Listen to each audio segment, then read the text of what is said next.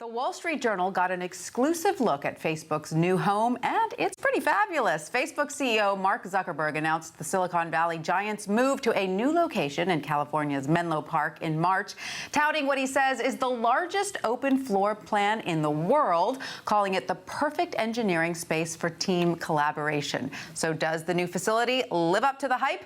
Joining us now is architecture critic and journalist James S. Russell, author of The Agile City. James, thanks so much for being with us.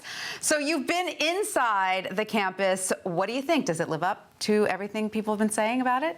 Well, it is oddly majestic because it has huge high ceilings, 22 feet high, and it does extend an entire quarter mile from end to end. So it's quite a trek to get from one side to another. But it really was Mark Zuckerberg's vision of, I just want everybody around me. I want everybody really close together. And that's been a common thread in Silicon Valley and actually a lot of companies for a long time. But he's the one who is sort of brave enough to say, okay, let me take my vision and actually build it. Let's see what happens. And so he hired Frank Gehry to be the architect on this project, but you say he worked very closely with Gehry.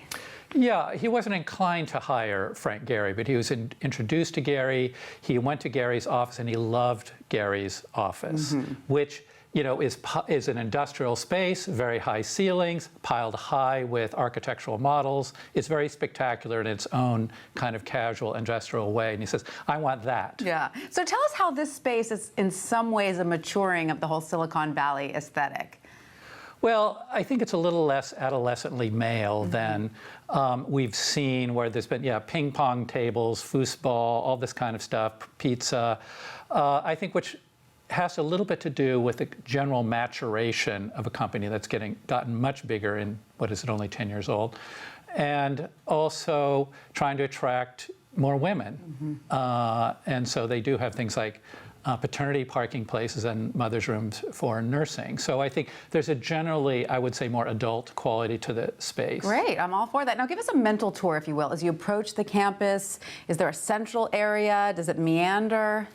The building itself is pretty low-key. You could drive by it on the, I've forgotten the name of the highway that goes across the bay to the East Bay, because it looks like a bunch of boxes with some jazzy stairways on the outside. That's it. And a lot of shrubbery, which it turns out the entire roof is a garden covered with trees. But I realized, standing away from it, you don't notice it. It looks like the trees are behind the building. So it's not quite as startling as hidden in some ways. Yeah, it's a little bit hidden, which I think is an intention. Low-key, low-key. That was really what Zuckerberg wanted. That's something actually Gehry, believe it or not, who's known for very flamboyant buildings like Walt Disney Concert Hall and the Guggenheim Bilbao. That's what Gehry is not. No, he can do that. He's actually done that as well. So the inside, it's quite industrial looking. I compared it to aircraft hangars, because it's like 3 aircraft hangars. Fascinating, yeah. And that's part of the sort of no-nonsense quality Zuckerberg was looking for.